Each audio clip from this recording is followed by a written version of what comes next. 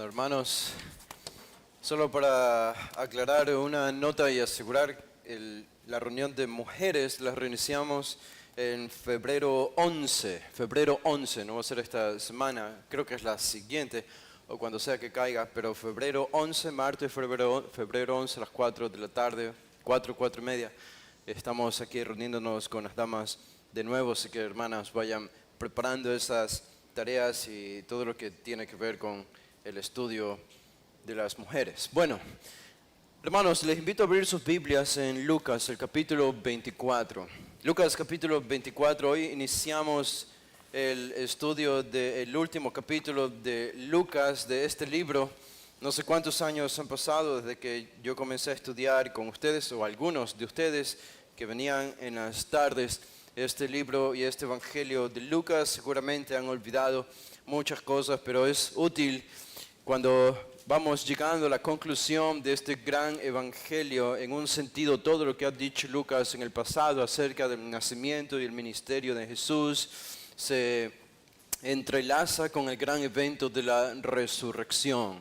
La resurrección de Jesús no ocurrió en un vacío. Jesús no bajó del cielo a la tierra a los 33 años para morir y resucitar después de 3 días. Hay todo un contexto en la vida de Jesús. Hay un nacimiento virginal anunciado por medio de ángeles. Hay un silencio acerca de su crecimiento, de su niñez, adolescencia y juventud, hasta que inicia su ministerio a los 30 años y 3 años de ministerio público, que es lo que tenemos registrado en los evangelios y particularmente en el evangelio de Lucas. Y tenemos la muerte de Jesús, que es algo que ya hemos estudiado aquí, y tenemos la sepultura de Jesús como también el Hijo de Dios y el Mesías prometido. Y todo esto se supone que es el gran contexto que nos lleva al final gran evento de la obra de Jesús aquí en la tierra, que es su resurrección. Ahora, la resurrección de Jesús, ustedes saben y nosotros entendemos esto, es el gran distintivo del cristianismo, lo que separa a nuestro cristianismo de cualquier otra religión del mundo. Es parte esencial del evangelio, es el broche de oro a toda la obra de Jesús aquí en la tierra. Su nacimiento virginal, su vida perfecta, su ministerio milagroso, su muerte voluntaria y expiatoria por nuestros pecados en la cruz, todo esto. Todas estas obras habrían sido infructuosas y vanas de no ser por el gran evento de la resurrección. Saben que de nada habría servido que Jesús muera en la cruz si no resucitaba, si era sepultado y si no resucitaba. Todos los milagros, incontables milagros que hizo por la gente, incluso milagros de resucitar muertos. Él mismo resucitó al hijo de la viuda de Naín, a la hija de Jairo. De los muertos fueron resucitados, pero todo esto habría sido en vano si él mismo no hubiese resucitado. Y cuando nosotros contemplamos y pensamos en este gran evento, al resucitar, Jesús validó todo lo que él había dicho a sus discípulos y todo lo que había hecho previamente. Fue la validación del propio Padre a la obra redentora de su Hijo. Por eso Pablo dice en lo que leímos en 1 Corintios 15, en ese gran tratado sobre la resurrección, dice en el versículo 17, si Cristo no resucitó, nuestra fe es vana, aún estáis en vuestros pecados. Así que la resurrección es el triunfo de Cristo sobre el pecado, sobre la muerte, sobre Satanás. Sin resurrección Jesús sería un gran mártir. Sin resurrección Jesús sería un gran maestro, sería un gran profeta, un excelente hombre, nadie como él, el hombre más espiritual que jamás haya existido, pero sin resurrección no sería más que eso. Y como dice el apóstol Pablo, nosotros seríamos los más dignos de conmiseración de todos los hombres. Deberíamos dar lástima por creer una gran mentira, por poner nuestra confianza en un hombre muerto. Si nosotros por un momento pensamos y reunimos a todas las filosofías históricas y modernas que tratan de proponer alguna esperanza y un estilo de vida para las personas. Si los ponemos en una balanza a este lado y ponemos a todas las religiones paganas del mundo y todas las leyendas unidas a esas religiones antiguas también, y ponemos en esa misma balanza, de ese mismo lado, todos los héroes, dioses con D pequeña y semidioses por igual, y les hacemos una sola pregunta: ¿qué hay de la muerte? Dame una solución al problema de la muerte. Me dices cómo vivir y lo que debo hacer, y me das algún rayo de esperanza, pero ¿cómo vencer la muerte? ¿Cómo alcanzar la verdadera inmortalidad? Bueno, Mahoma, el líder de la religión islámica, del musulmán, te podría responder porque él sigue muerto. La tumba de Mahoma estaría en silencio. Buda y su meditación completamente obsoletos. La muerte lo devoró por completo. Las filosofías se deberían reconocer ante esta pregunta sobre cómo alcanzar la inmortalidad. Se reconocen ignorantes. No podrían responder. Una serie de conjeturas explicarían y tratarían de dar con alguna respuesta, pero nada certero. En la leyenda antigua, la diosa egipcia Isis tiene que salir en busca de las partes del cuerpo de su marido que ha sido asesinado, el rey Osiris. Y ella reúne las diferentes partes de su cuerpo encontradas por el río Nilo y otros lugares, para después de unir todas las partes de su cuerpo, finalmente traerlo a la vida en una especie de resurrección o resucitación. Pero esta historia ficticia no cambió la vida de nadie en Egipto ni en el Imperio Romano. Y sin embargo, al otro lado de la balanza tenemos solo un hombre. Un hombre. Tenemos solamente una religión que es el cristianismo bíblico, y hacemos la misma pregunta: si todos estos fracasaron en darnos la solución al gran problema de la muerte, ¿qué hay del otro lado? ¿Qué hay del lado del cristianismo? ¿Qué hay del lado de Jesús? ¿Qué hay de la muerte? ¿Qué podemos decir? Y esta es la gran revelación que el Nuevo Testamento nos da. Por ejemplo, en Hechos el capítulo 12, versículo 24, noten la certeza con la que hablan los discípulos de Jesús y los apóstoles en el Nuevo Testamento. En Hechos 2, 24, dice el apóstol Pablo: al cual Dios, hablando de Jesús, Hechos 2, 24, al cual Dios levantó, sueltos los dolores de la muerte, por cuanto era imposible que fuese retenido por ella. De ningún otro personaje en la historia se ha dicho algo como lo que Pedro dice aquí acerca de Jesús. Era imposible que la muerte lo retenga. En el capítulo 4 de Hechos, el versículo 2 dice que los judíos estaban resentidos de que enseñasen al pueblo y anunciasen en Jesús la resurrección de entre los muertos. Esta fue la gran predicación de los discípulos. En el versículo 10 ahí mismo dice: sea notorio a todos vosotros y a todo el pueblo de Israel que en el nombre de Jesucristo de Nazaret, a quien vosotros crucificasteis y a quien Dios resucitó de los muertos. Es una simple declaración de un hecho.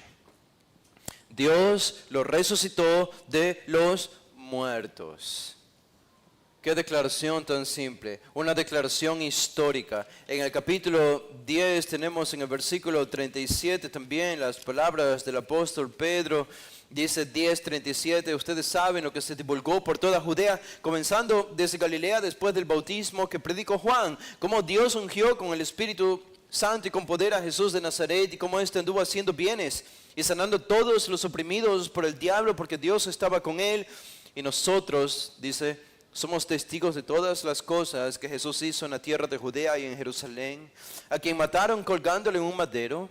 A este levantó Dios al tercer día e hizo que se manifestase no a todo el pueblo, sino a los testigos que Dios había ordenado de antemano, a nosotros que comimos y bebimos con él después que resucitó de los muertos. Pedro podía hablar de primera mano, porque Pedro vivió con Jesús, vio su muerte y contempló la tumba vacía, y después contempló a Jesús resucitado y lo vio ascender. Él podía hablar de primera mano de todo este gran evento que Jesús había llevado a cabo, la resurrección de los muertos. Ahora ustedes pueden decir, bueno, pero Jesús no fue el único en resucitar de los muertos. Digo, hubo personajes en el Antiguo Testamento que resucitaron. Eliseo resucitó a alguna persona en el Antiguo Testamento. En el Nuevo Testamento también algunos personajes fueron resucitados. Uno de los más significativos de ellos, Lázaro, en Juan el capítulo 11, al que Jesús mismo resucitó, su querido amigo.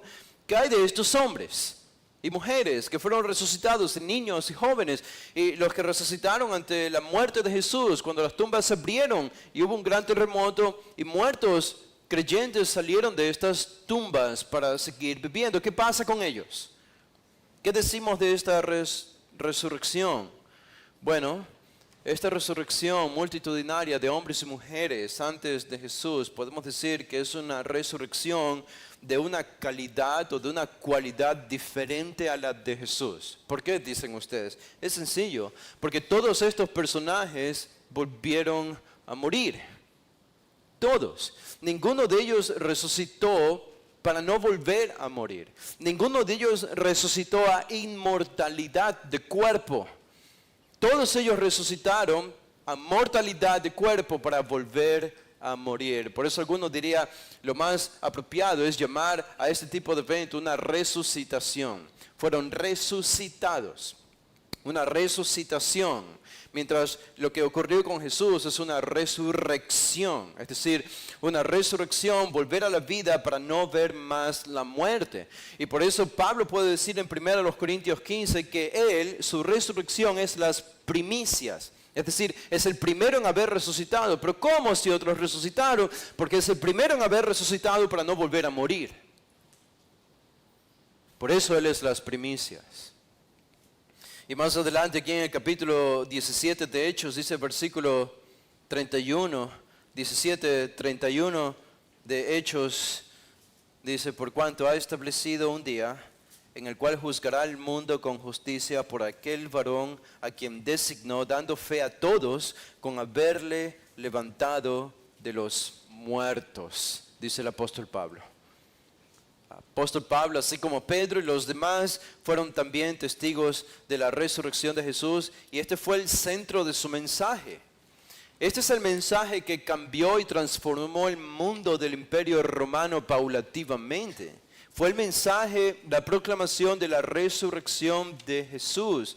Y es por eso que tenemos en el mismo Pablo en 2 Corintios 4:14, él puede decir esto en 2 Corintios 4:14, sabiendo que el que resucitó al Señor Jesús, a nosotros también nos resucitará con Jesús y nos presentará juntamente con vosotros. La resurrección de Jesús es el primer paso de nuestra futura resurrección. Es lo que garantiza tu resurrección y mi resurrección si es que morimos en Cristo. Así que este mensaje, hermanos, de la resurrección es tan importante que los 4 evangelios le dedican una porción importante en su relato, en su narración, para decirnos con cuidado que Jesús ha resucitado. Ahora, ¿saben algo interesante acerca de este gran evento de la resurrección? Es que a pesar de que fue tan importante y que hubo testigos de este evento, y sin embargo nadie vio el milagro en sí mismo. Nadie vio el milagro de la resurrección de Jesús en sí mismo. Este milagro ocurre en la oscuridad. Cuando Jesús estaba dentro de la tumba, solo, no había ninguna persona mirando el mismo instante. Cuando la carne, los huesos, los tendones de Jesús, aunque todavía no estaba descompuesto porque apenas había muerto hace un día. Pero cuando lo poco que estaba descompuesto comienza a refabricarse y se levanta del lugar donde estaba acostado, resucitando con un cuerpo glorioso, nadie contempló esto, nadie lo vio. Ahora, lo que tenemos es que este es el gran evento milagroso que nadie pudo ver. Lo importante y lo que nos dejan los relatos de los evangelios es la evidencia de este milagro que nadie pudo ver. Porque al contemplar la evidencia habría sido notorio y autoevidente que el milagro en sí mismo había ocurrido, porque no habría otra explicación probable. Al contemplar la evidencia, ¿y cuál es la evidencia? la gran evidencia de la resurrección de Jesús. No fue en sí mismo el verlo a Jesús resucitar en ese mismo instante. Saben, si Dios hubiese querido, Él habría hecho que Pedro, por alguna razón, entre a la tumba y vea el instante en que Jesús resucitaba. O podía ser que las mujeres vean este evento, pero por alguna razón en el misterio divino Él no permitió que este evento sea contemplado por ninguno de sus discípulos ni las mujeres que le seguían, sino que hubo una evidencia, y es la única evidencia. No es evidencia científica, no es tanto una evidencia historiográfica y autores se han llenado de explicaciones y premisas y ciencia para tratar de explicar la resurrección de Jesús de una forma racionalista. Nosotros aquí desde este púlpito rechazamos toda explicación racionalista porque estamos ante el evento de un milagro. Y un milagro no puedes explicarlo racionalmente. Ahora, aunque es un milagro, no es ilógico. No es ilógico, no es irracional, pero tampoco es racionalista. ¿Ok? ¿Y cuál es la última, la principal gran evidencia de la resurrección de Jesús? Hay una sola, la tenemos en estos 12 versículos. Y de esto se tratan estos 12 versículos de capítulo 24 de Lucas. Es la tumba vacía. La tumba vacía. Noten lo que dice Lucas. El capítulo 24, verso 1, dice al 12, el primer día de la semana, muy de mañana, vinieron al sepulcro trayendo las especias aromáticas que habían preparado, estas son las mujeres, y algunas otras mujeres con ellas. Y hallaron removida la piedra del sepulcro, y entrando, no hallaron el cuerpo del Señor Jesús. Aconteció que estando ellas perplejas por esto, y aquí se pararon junto a ellas dos varones con vestiduras resplandecientes, y como tuvieron temor y bajaron el rostro a tierra, les dijeron: ¿por qué buscáis entre los muertos al que vive? No está aquí, sino que ha resucitado. Acordaos de lo que os habló cuando aún estaba en Galilea, diciendo: es necesario que el Hijo del Hombre sea entregado en manos de hombres pecadores y que sea crucificado y resucita al tercer día.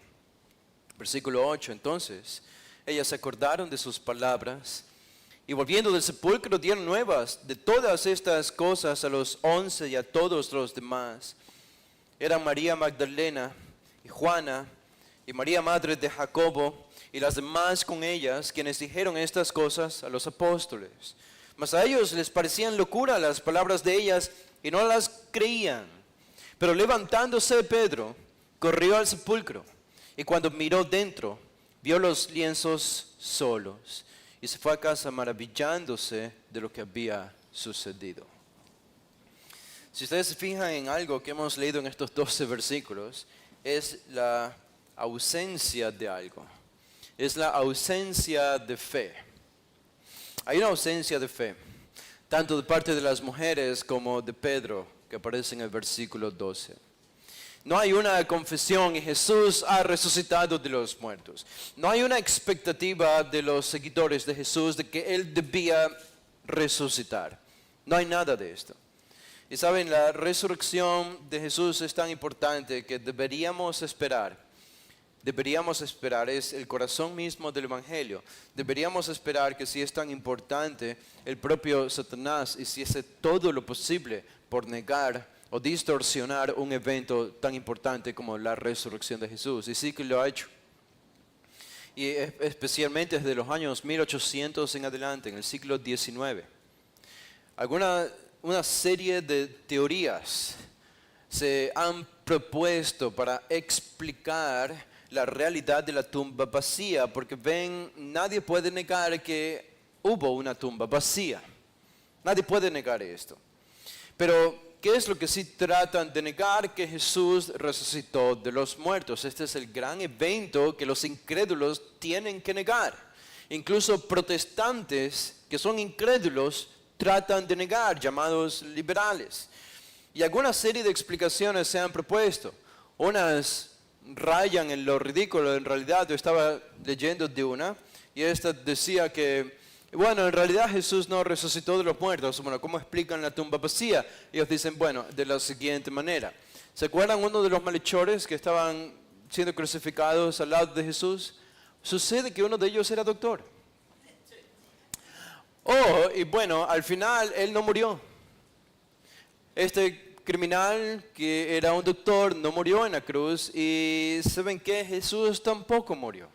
Así que cuando los bajaron de la cruz y los llevaron a la tumba o a algún lugar previo para meterlos en la tumba, el malhechor doctor despertó.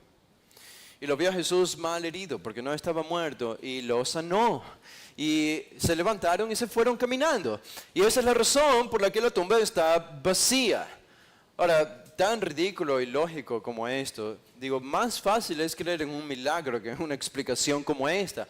Digo, algo de crédito debemos darle a los soldados romanos que sabían cuando un crucificado estaba muerto. Y ellos dieron testimonio de que todos los que estaban crucificados junto a Jesús, los dos malhechores habían muerto y el propio Jesús también. Otra muy parecida a esta es de que Jesús no murió en la cruz y que cuando estaba en la tumba, estando inconsciente, despertó y salió de la tumba y por esto la tumba estaba vacía.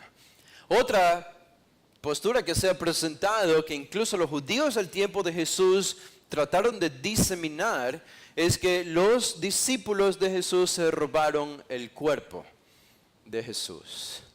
Se metieron en la tumba, sacaron el cuerpo y se lo llevaron, lo escondieron y comenzaron a mentir a todo el mundo diciendo de que él había resucitado porque la tumba estaba vacía, pero en realidad estaba vacía no porque resucitó, sino porque ellos escondieron el cuerpo de Jesús. Es muy difícil creer esto. Yo diría imposible. Habían soldados resguardando la tumba de Jesús. ¿Cómo hicieron los discípulos entonces para entrar y robarse el cuerpo? Y esto nos va a llevar, esta postura incluso nos va a llevar a una de las evidencias importantes sobre la resurrección de Jesús que voy a mencionar en un momento. Pero estas son posturas que se han tratado de presentar y hay otras más disparatadas todavía que no pienso malgastar el tiempo recordándolas o pronunciándolas aquí desde el púlpito, pero todos son intentos infructuosos por explicar la realidad de una tumba vacía donde se sabía que había un cuerpo allí. Una última que recuerdo es la que decían que los propios judíos o romanos, cualquiera de los dos, judíos enemigos de Jesús o los romanos, entraron en la tumba y se robaron ellos el cuerpo de Jesús. Y entonces la pregunta sería, bueno, ¿y por qué cuando los discípulos comenzaron a predicar de que Jesús había resucitado, ellos hubiesen destruido completamente este mensaje mostrando el cuerpo de Jesús, ¿verdad? Esa habría sido la solución de los enemigos de Jesús, mostrar que ellos sabían dónde está el cuerpo de Jesús y que lo tenían con ellos. El mensaje de los discípulos habría sido en vano y habrían sido reconocidos como mentirosos. Y aún una última postura es, algunos dicen que los discípulos y las mujeres fueron a ver la tumba equivocada. Se equivocaron de tumba. Y no fueron a la tumba donde realmente estaba Jesús. Bueno, de nuevo, la respuesta es si esto fuese así, hubiese sido así, de nuevo, los enemigos de Jesús y los judíos sabían dónde estaba entonces enterrado Jesús y hubiesen utilizado su cuerpo para negar el mensaje de los discípulos cuando dijeron que Él había resucitado, pero nunca lo hicieron. ¿Por qué? Porque en realidad esa era la tumba de Jesús y esa tumba en verdad estaba vacía. No hay ninguna explicación que sea plausible, que sea lógica para explicar la realidad de una tumba vacía, aparte de la que nos presentan los evangelios inspirados. Así que aquí no estamos recurriendo a la ciencia necesariamente.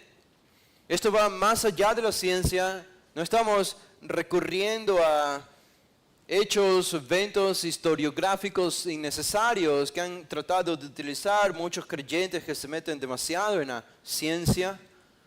No es necesario. Tenemos el relato de los evangelios y hay un solo evento que evidencia la resurrección de Jesús y es la tumba vacía. Ahora, ¿cómo Dios lo va a hacer? Es de una forma magistral, de una manera magistral. Porque saben ustedes, una de las críticas que ha recibido el cristianismo por muchos años es de que los discípulos inventaron este mensaje. Ellos lo inventaron. Bueno, no me parece que ellos estaban tan animados, ¿verdad? Hasta este punto. No me parece que estaban tan animados a creer o inventar el mensaje de la resurrección de un Jesús. Digo, salimos del día sábado, en el versículo 56 del capítulo 23 de Lucas, estamos en el día sábado donde vemos el cuerpo de Jesús crucificado. José de Arimatea pide su cuerpo y lo lleva junto a Nicodemo a enterrarlo en una tumba especial, una tumba de ricos era, porque José de Arimatea era un hombre rico y de mucha influencia. Allí fue crucificado Jesús. Las mujeres que estaban con Jesús vieron esto, pero fue el día sábado. Y el día sábado Jesús permaneció en la tumba. Ahora, no hay ninguna referencia a los discípulos ni de las mujeres que nos comunique que estaban esperando la resurrección de Jesús, sino todo lo contrario. Cuando comenzamos a leer el capítulo 24, ¿qué es lo que están intentando hacer las mujeres? Están intentando visitar el cuerpo muerto de Jesús. Y esto es el día domingo. El día domingo ellas esperan ver el cuerpo muerto de Jesús, no un cuerpo resucitado. El versículo 1, aquí tenemos varios personajes, ¿verdad? Tenemos a las mujeres, los ángeles y Pedro. Las mujeres, los ángeles y Pedro. Y noten el testimonio, todo esto tiene que ver con la tumba vacía. Y todos hablan de la tumba vacía y piensan de la tumba vacía y reaccionan a la tumba vacía. Este es un pasaje lleno de emociones, lleno de respuestas al gran evento de cómo explicamos la tumba vacía de Jesús, donde sabemos que lo habían puesto, pero ahora no está. ¿Cómo respondemos? Y esta es la respuesta de las mujeres. Noten el versículo 1. Dice, el primer día de la semana, esa palabra semana literalmente es sábado. El primer día del sábado, es decir, el primer día después del sábado. Es como contaban los días los judíos, no como nosotros. Pero el primer día del sábado, es decir, el primer día de la semana, que sería domingo, muy de mañana. Ahora, me parece interesante a mí que los 4 evangelios enfatizan esto, que esto ocurrió muy temprano en la mañana. Incluso Juan nos dice que esto sucede cuando aún todavía estaba oscuro. Así que era la madrugada. Y si me permiten lanzarles una breve advertencia para que no se sientan tan confundidos. Aquí, si ustedes leen el relato de Mateo 28 de la resurrección, de Marcos 16 de la resurrección y de Juan 20 de la resurrección y lo comparan con el de Lucas 24, van a encontrar diferencias, ¿ok? Van a encontrar diferencias en estos 4 relatos. Y eso ha hecho que los críticos se aprovechen de estas diferencias para decir que la Biblia se equivoca, es un libro de hombres y que la resurrección fue un invento. Ahora, lejos de ser verdad, hermanos, esto no es diferente. Aquí los que están casados saben esto. Cuando van en el auto, llegan a la casa y los dos, el esposo y la esposa, vieron un mismo evento en la calle. Cuando llegan a casa comienzan a hablar sobre el evento. Y uno, habiendo visto lo mismo y siendo esposo y esposa, uno tiene una versión y la otra tiene otra versión. Y los dos decimos cosas diferentes acerca de lo mismo que oímos y de lo mismo que hemos visto. ¿Verdad que les pasa? Bueno, parece que solo a mí me pasa. Ustedes se entienden perfectamente en su matrimonio. Bueno, para nosotros nos pasa. A veces pensamos diferentes de cosas que oímos y vemos. ¿Y cómo no iba a ser diferente entonces acerca de estos 4 escritores inspirados divinamente? Cuando hay diferencias, no son contradicciones. Ellos están escribiendo simplemente desde su perspectiva teológica y desde su énfasis. ¿Cuál es el énfasis que ellos quieren hacer? Y eso es diferente de cada uno. Pero las diferencias no están para llegar a la conclusión de que son contradicciones. Las diferencias en los 4 evangelios están para ser armonizadas, para ser complementadas unas con otras. Y cuando hacemos este ejercicio, vemos que tiene gran sentido lo que están diciendo los 4 evangelistas acerca de la resurrección de Jesús. Ahora, yo les voy a hacer notar una que otra de esas diferencias a medida que avancemos en el estudio de estos versículos.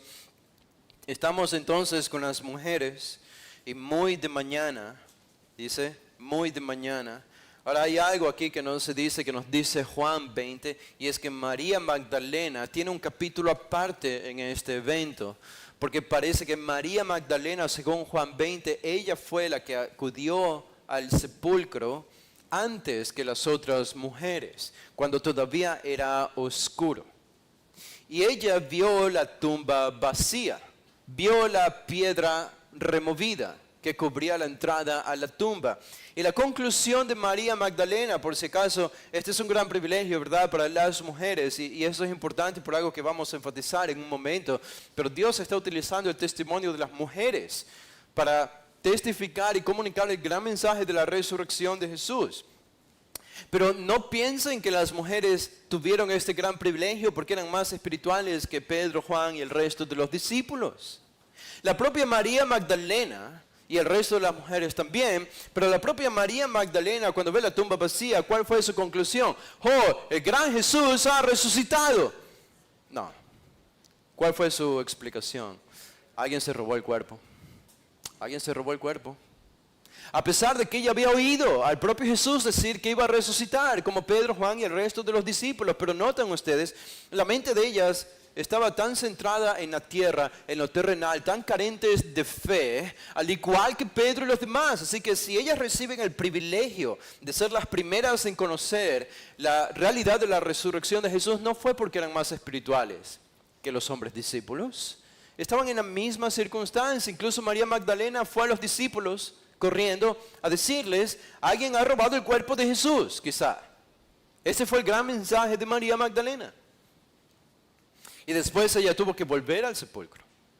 Y allí fue cuando se encuentra con el que ella pensó sería el hortelano, y que no era otro que el mismo Jesús que habló con ella.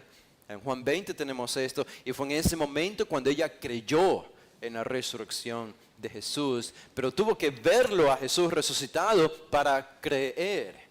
Y esa es la misma situación de estas otras. Así que María Magdalena habría ido primero, y en algún momento, después de esto, están estas otras mujeres también, aunque Lucas le incluye a ella también aquí, a María Magdalena, por lo que vemos más adelante.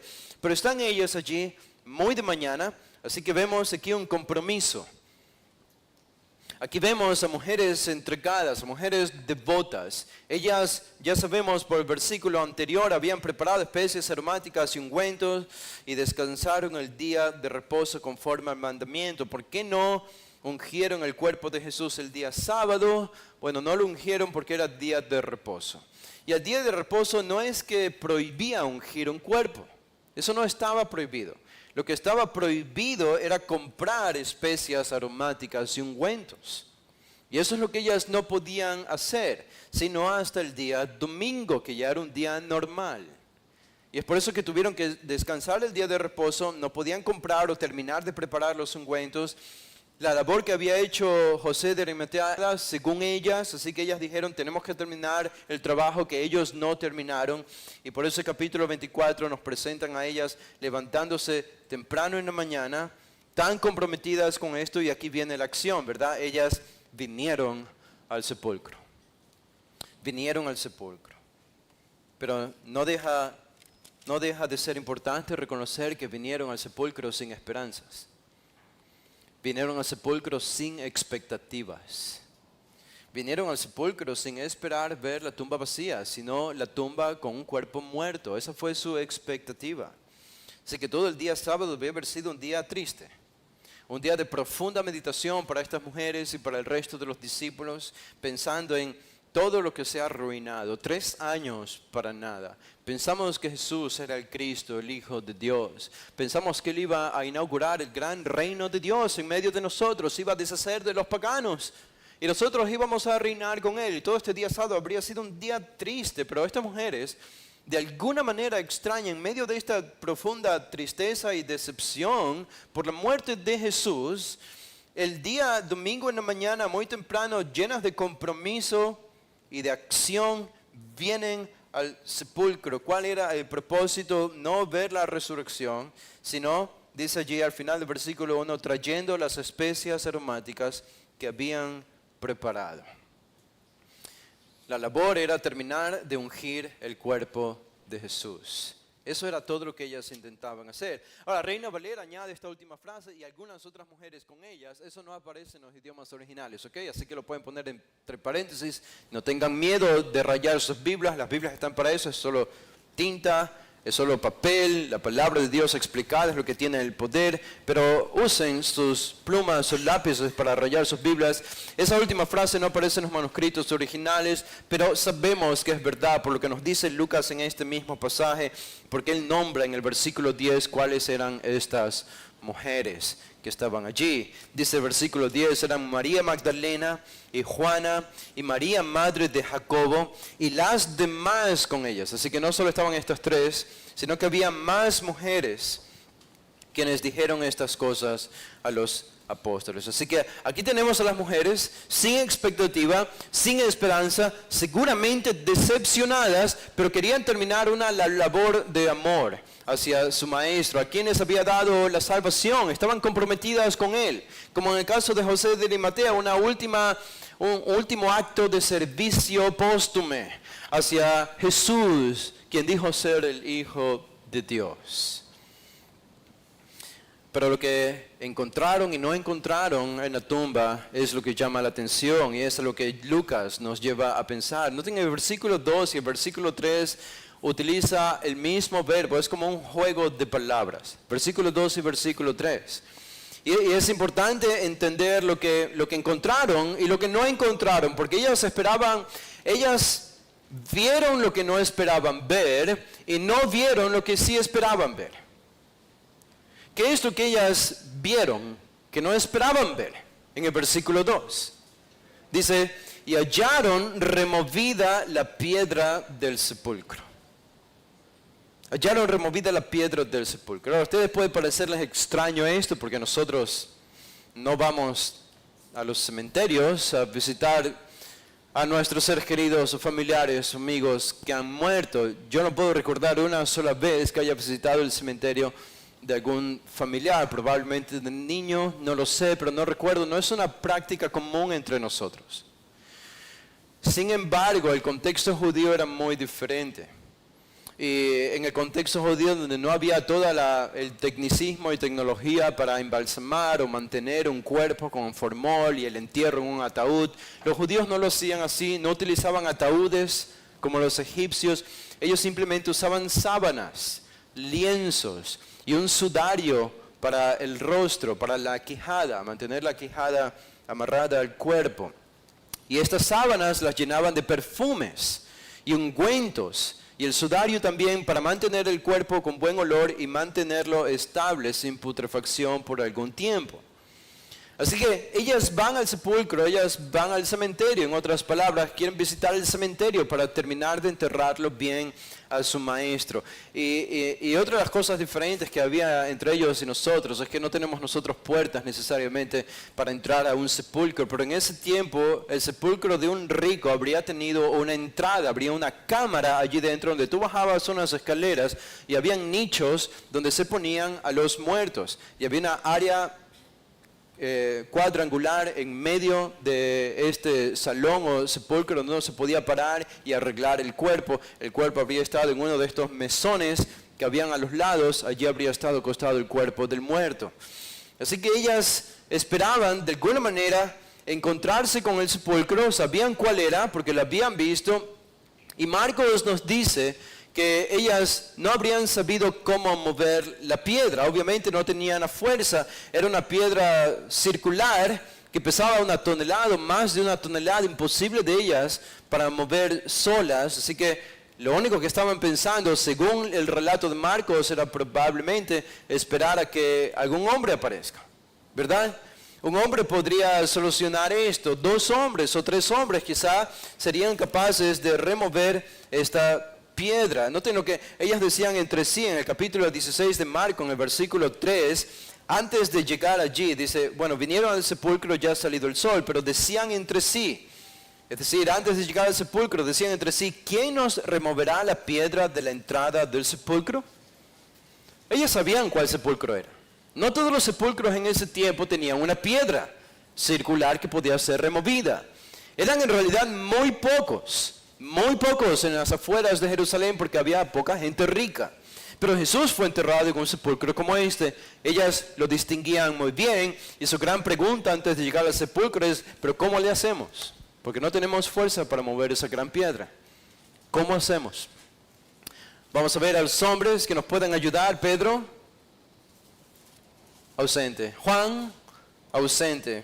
Jacobo, ausente. Andrés, todos aparentemente tenían miedo, estaban decepcionados. A nadie se le ocurrió visitar la tumba de Jesús. Pero este supuesto problema que las mujeres entreven que podría suceder al no poder entrar a la tumba de Jesús por esa gran piedra y su falta de fuerza, es solucionado por algo que ellas no esperaban ver, que es la piedra removida del sepulcro, regresando a Lucas, el capítulo 24. Ahora, imagina lo que ellos hubiesen pensado en ese momento, una piedra removida del sepulcro de Jesús. Es como que te vayas de viaje por 2 días de tu casa y cierras la puerta con candado y las rejas, y a lo que llegas encuentras la puerta abierta de par en par y las rejas abiertas de par en par. Y lo primero que viene a tu mente es, ¿qué pasó aquí? Algo ocurrió, algo extraño. Alguien obviamente entró, alguien hizo esto. Y sabemos por lo que pensó María Magdalena, según Juan 20, que lo primero que ellas deben haber pensado es, alguien se nos adelantó. Alguien se nos adelantó, alguien hizo esto y probablemente se llevó el cuerpo de nuestro Señor Jesús. Pero por eso no es solamente importante lo que ellas vieron, que no esperaban ver, que era la piedra removida del sepulcro, sino lo que ellas no vieron, que sí esperaban ver, en el versículo 3. Dice, y entrando. Así que ellas vieron la piedra removida y decidieron entrar. Eso es significativo, es una acción. Ellas no solo vinieron al sepulcro, hallaron removida la piedra, sino que entraron al sepulcro. No sabían lo que se iban a encontrar allí, pero entraron al sepulcro, y cuando entraron, nos dice Lucas en el versículo 3, no hallaron el cuerpo del Señor Jesús. Eso significa que ellas lo buscaron.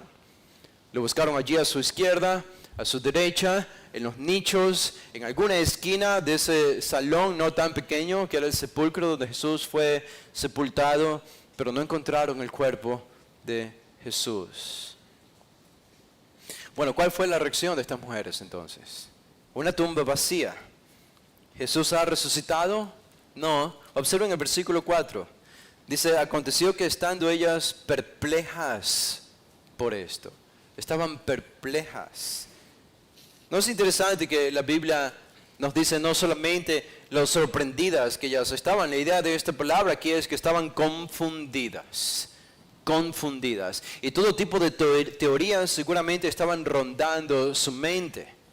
Pero ¿cómo pensamos en esto? ¿Qué ha sucedido aquí? El cuerpo de Jesús no está. Están perplejas, no saben qué decir, no saben cómo explicarlo.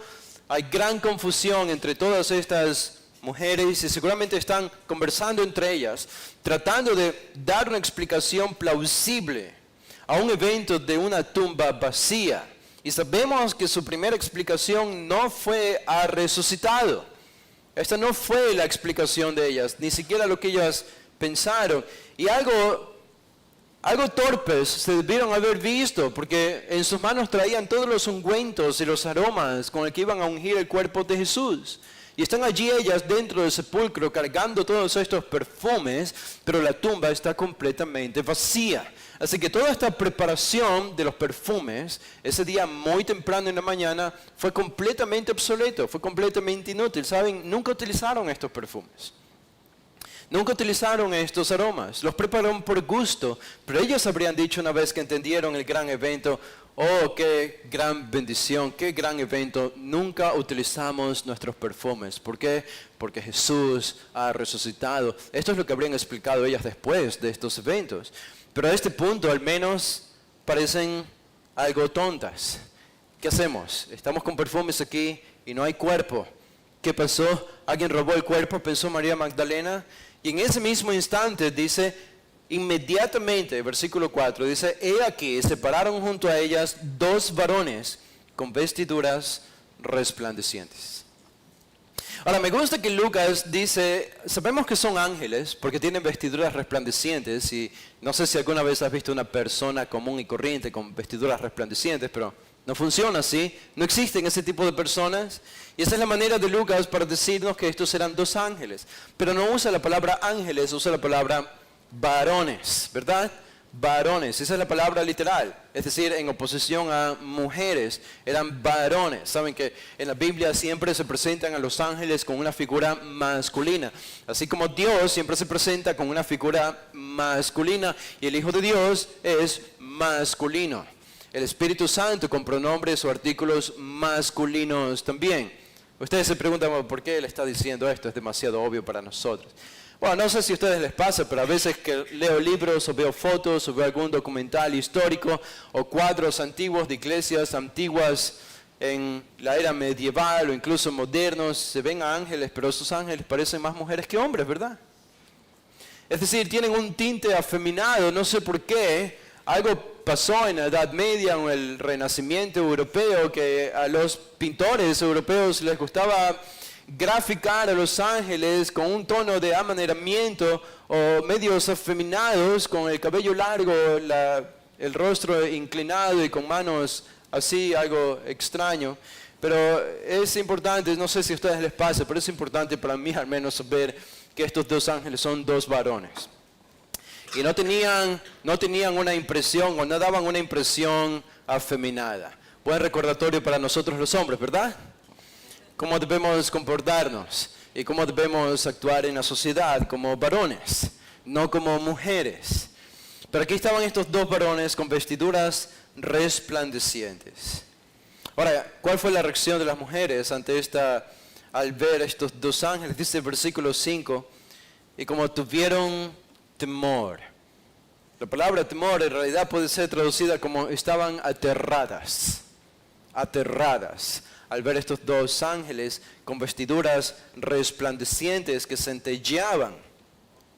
Tuvieron gran temor y bajaron el rostro a tierra. La idea de bajar el rostro a tierra es que ellas estaban con miedo, pero de ese miedo ellas estaban en una posición de reverencia, casi de adoración ante estos dos ángeles.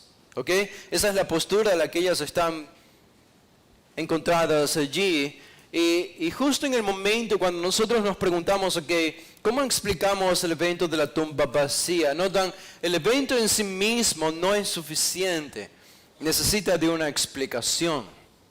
Y es aquí cuando entra la revelación de la palabra de Dios. Es más o menos, y por eso creo que debemos tener cuidado cuando vemos eventos providenciales del Señor obrando el día de hoy alrededor de nosotros. Algo pasa en un país, algo sucede en nuestro país o en otros países, grandes eventos que cambian la humanidad. Nuestra tendencia es prontamente declarar lo que Dios se supone que está haciendo por medio de este evento. Y nosotros no deberíamos apresurarnos tan rápido. ¿Saben por qué? Porque hasta donde yo sé, Dios no nos sigue dando revelación de cada evento que ocurre el día de hoy alrededor de nosotros. A eso se le llama providencia, las cosas que Dios hace sin revelarnos necesariamente por qué las hace. Simplemente vemos que las hace. Por eso alguien decía, la providencia es mejor entendida cuando la leemos en retrospectiva. Cuando vemos al pasado, podemos entender mucho mejor lo que Dios quiso comunicar con algún evento particular. Pero este evento de la tumba vacía, entonces, decimos, habría sido imposible para las mujeres explicarlo de no ser por la revelación. Y la revelación llegó a ellas, no tiene versículo 5, dice, y como tuvieron temor y bajaron el rostro a tierra, les dijeron, ¿por qué buscáis entre los muertos al que vive? ¿Verdad que esta es una reprimenda? ¿Verdad que este es un llamado de atención? Probablemente tierno, pero no deja de ser un llamado de atención para las mujeres. ¿Por qué buscáis entre los muertos al que vive? Se supone que los que viven no están en el cementerio. En el cementerio están las personas que mueren. Pero ellas están en el cementerio buscando a alguien que estaba vivo, que es Jesús. ¿Por qué buscáis entre los muertos al que vive? Y saben, esta es la primera revelación del mensaje de la resurrección de Jesús que tenemos en toda la Biblia. En toda la Biblia. Viene de los ángeles a estas mujeres perplejas y sorprendidas y confundidas porque buscan entre los muertos al que vive. Y continúan ellos diciendo en el versículo 6, no está aquí, sino que ha resucitado. Acordaos de lo que os habló cuando aún estaba en Galilea. Así que el versículo 6 simplemente ellos recuerdan a las mujeres y lo dicen de forma sucinta, ha resucitado de los muertos. Él ha resucitado. Acordaos de lo que os habló cuando aún estaba en Galilea, diciendo es necesario que el Hijo del Hombre sea entregado en manos de hombres pecadores y que sea crucificado y resucite al tercer día. Jesús había declarado este mensaje que iba a resucitar 2 o 3 veces en el Evangelio de Lucas. Él había repetido, él dijo que iba a resucitar. Y todo lo que los ángeles están diciéndole a las mujeres es recuerden lo que él había dicho. Recuerden la palabra de Jesús. Ven hermanos, todo lo que nosotros necesitamos no son tanto las experiencias, sino la revelación de la palabra de Dios. Las mujeres, solamente con la experiencia de la tumba vacía, habrían quedado tan confundidas como al inicio. Pero no fue hasta que llegaron a encontrarse con la revelación de la palabra de Dios que lograron entender de qué se trataba todo esto. Y esto es todo lo que los ángeles están haciendo. Es como cuando ellas entran a la tumba, podemos imaginar el cielo y la corte celestial y Dios diciéndole a estos 2 ángeles, este es el momento, bajen a la tierra, vayan a esa tumba y digan a estas mujeres lo que acaba de suceder con Jesús. Y esto es exactamente lo que los ángeles están haciendo aquí. Y ellos simplemente recuerdan a ellas lo que Jesús ya había profetizado del mismo, que resucitaría al tercer día. ¿Y qué dice el versículo 8? Entonces ellas se acordaron de sus palabras. Qué gran declaración, ¿verdad? Entonces, la experiencia de la tumba vacía apenas comienza a tener algo de sentido para las mujeres. Todavía no están allí, pero comienzan a entender la luz de la claridad sobre este gran evento de la resurrección apenas comienza a nacer en la mente de estas mujeres, cuando el texto nos dice que ellas se acordaron de sus palabras, de las palabras de Jesús. No necesito agua por ese caso, porque ya conozco mi garganta y va a ser igual. Ahora, entonces, ellas comienzan a entender el mensaje de la resurrección, todavía no tan claramente, pero lo comienzan a entender. ¿Y qué dice el versículo 9? Dice, y volviendo del sepulcro, dice, dieron nuevas de todas estas cosas a los 11 y a todos los demás. Lo primero que ellas pensaron hacer es correr a donde estaba Pedro, Juan y el resto de los discípulos para comunicarles este gran mensaje. Darles las nuevas a los 11 porque Judas ya había muerto.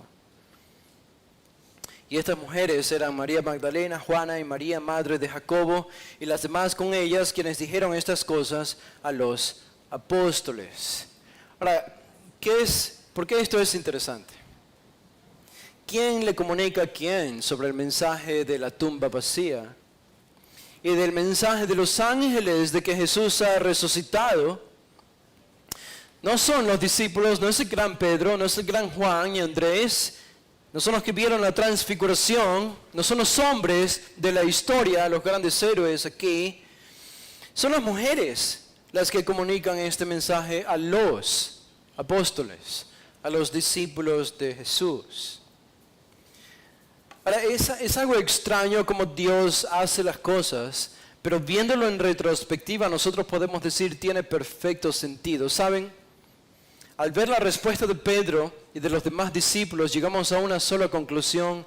El evento de la resurrección de Jesús no pudo haber sido inventado. Imposible que haya sido un invento. ¿Por qué? Noten lo que dice el versículo 11. ¿Cuál fue la respuesta de los discípulos cuando escucharon a las mujeres? Dice, mas a ellos les parecían locura las palabras a ellas. Podemos imaginar esta escena, ¿verdad? Están ellos reunidos y las mujeres llegan, tocan la puerta fuertemente, entran a la casa apresuradamente y comienzan a decir y a cantar todo, quizá en desorden, quizá desesperadas, sin explicación apropiada ni lógica, pero comienzan a comunicar tumba vacía, ángeles, resurrección, sepulcro abierto. Todo esto está pasando y mientras uno de ellos está en un salón, el otro está en la cocina, pero apenas logran escuchar algunas palabras de estas mujeres, cuando finalmente se sientan todos y les dicen, a ver, parece que están alteradas, parece que están alucinando, díganos realmente lo que ha sucedido con esa tumba. Y ellas explicaron más apropiadamente todo lo que había sucedido, cuál fue la conclusión de ellos. Lucas utiliza una palabra de doctores, que se utilizaba en la medicina, que se traduce como locura. Locura. La palabra literalmente es que estaban alucinando. Era una palabra que usaban los doctores para este tipo de enfermedades cuando alguien alucinaba y veía cosas que no eran reales. Y para Pedro y los demás, las mujeres, cuando trajeron este mensaje, estaban alucinando. Estaban actuando lunáticamente. No estaban en sus sentidos. Estaban fuera de sí, fuera de enfoque, fuera de foco, y decían cosas que no tenían sentido y no las creían. ¿Saben algo interesante de las mujeres en el tiempo de Jesús, en el judaísmo del primer siglo? Es que el testimonio de ellas no era contado y no tenía peso como el testimonio de los hombres. Esto es interesante. Porque yo esperaría que si este es un evento tan importante, el de la resurrección, si hubiésemos estado en el lugar de Dios, hubiésemos armado las piezas de este evento de manera diferente, ¿verdad? No hubiésemos puesto en la boca de mujeres el primer anuncio de la resurrección de Jesús, porque el testimonio de ellas en realidad no contaba para el judaísmo. Y quizás esa es la razón, o una de las razones por las que Pedro y los demás reaccionan de esta manera también al mensaje de ellas. Lo que ustedes dicen no tiene ningún sentido, están alucinando. Además, en nuestra cultura no se cuenta el testimonio de las mujeres. Pero ¿acaso ese no es un argumento que hace más fuerte la realidad de el por qué la tumba estaba vacía, de que Jesús había resucitado? Digo, lo hace más creíble. Porque si en realidad el cristianismo fue un invento de estos 11 hombres en los que se pusieron de acuerdo, a pesar de que Jesús había muerto y que nunca resucitó, pero ellos quisieron comunicar el mensaje de que resucitó, se pusieron de acuerdo y todos a escribir de que Él había resucitado. ¿Saben? Si eso hubiese sido así, nunca habrían puesto, ellos siendo judíos del primer siglo, nunca habrían puesto el mensaje primero de la resurrección de Jesús en la boca de las mujeres. Y el hecho de que esto es así nos dice que no fue algo contemplado por ellos, no fue algo preparado ni premeditado por los discípulos más cercanos del Señor Jesús, porque ellos ni siquiera creyeron en este mensaje desde un inicio, cuando las mujeres llegaron con esta noticia. Así que para mí, ver y recordar lo que Pablo dice en 1 Corintios, que Dios le ha placido engrandecerse o enaltecerse por medio de los débiles, no por medio de los sabios, sino por medio de los débiles. Lo débil del mundo ha escogido Dios para deshacer a lo sabio y a lo fuerte, y lo que no es para deshacer lo que es. Y eso lo encontramos en el mismo relato de la resurrección de Jesús. Son las mujeres, las menos indicadas para comunicar el mensaje más importante de todos, que es la resurrección de Jesús, que lo cambiaría todo. Cambiaría todo el corazón de estos discípulos, tanto así de convertirse en 11 hombres temerosos. En el libro de Hechos los encontramos casi 11 héroes, estando dispuestos a morir como mártires por el mensaje de la resurrección de Jesús. ¿Qué cambió en ellos? Cambió cuando ellos entendieron que realmente Jesús había resucitado. Y este es un mensaje que ellos no esperaban. Por lo tanto, no fue premeditado ni fue inventado por ellos. Realmente sucedió. Un hombre resucitó para no volver a morir más con un cuerpo glorificado. Y ese hombre no es otro que el Hijo de Dios, es Dios mismo hecho hombre. Así que el mensaje de las mujeres fue rechazado, fue rechazado. Y a pesar de esto, Pedro, el hombre impetuoso y tan curioso como siempre, no podía quedarse con las manos cruzadas. ¿Ven? Él no creyó este mensaje, pero tenía que verlo. Él tenía que verlo. Y Juan nos dice en su evangelio que él fue corriendo junto a Juan. Los dos, Pedro y Juan, corrieron. Juan, como era más joven, llegó primero al sepulcro. Y vio el sepulcro abierto y se paró allí en el sepulcro, pero no entró. Y Pedro, aparentemente como era mayor, más lento, llegó después de Juan, pero sin embargo cuando Pedro llegó, entró al sepulcro. Y vio las sábanas de Jesús y vio el sudario de Jesús que estaban vacíos. Y hay algo interesante de notar allí en lo que Pedro vio, aunque aquí no nos lo dice Lucas, pero esta es una de las cosas que podemos nosotros complementar en este gran evento de la resurrección. ¿Qué es lo que vio Pedro? Dice en Juan 27, dice el 6, dice Juan 26, luego llegó Simón Pedro tras él y entró en el sepulcro y vio los lienzos puestos allí. ¿Qué lienzos? Esta es la sábana que utilizó José de Arimatea para envolver el cuerpo de Jesús, sus manos, sus pies, su torso. ¿Ok? Estaban puestos allí sobre el mesón donde había estado el cuerpo, pero no solamente el lienzo que cubría su cuerpo, dice el versículo 7, y el sudario también. Esta era una especie de pañuelo que se ponía alrededor de la quijada o sobre el rostro del muerto. Dice, y el sudario también, que había estado sobre la cabeza de Jesús, dice, no puesto con los lienzos, sino enrollado en un lugar aparte. Ahora, ¿por qué creen ustedes que eso es importante? Digo, Juan nos está diciendo, ¿alguien se tomó la molestia de doblar estas sábanas? Y no dejarlas tiradas allí en el sepulcro, sino que agarrarlas, doblarlas apropiadamente y ponerlas por separado, tanto la sábana que cubría el cuerpo como el pañuelo o el sudario que cubría el rostro de Jesús. Es lo que nos dice Juan literalmente. Lo halló incluso enrollado en un lugar aparte. Estaba doblado, hermanos. Estaba doblado. ¿Por qué esto es importante?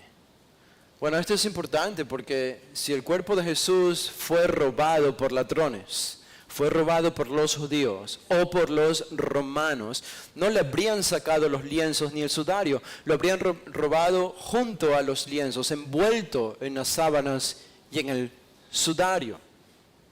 Si habrían sido ladrones en un supuesto que no habría sucedido muy difícil, pero asumiendo que habría sucedido, se llevaban el cuerpo dejando los lienzos allí, ¿para qué lo habrían doblado?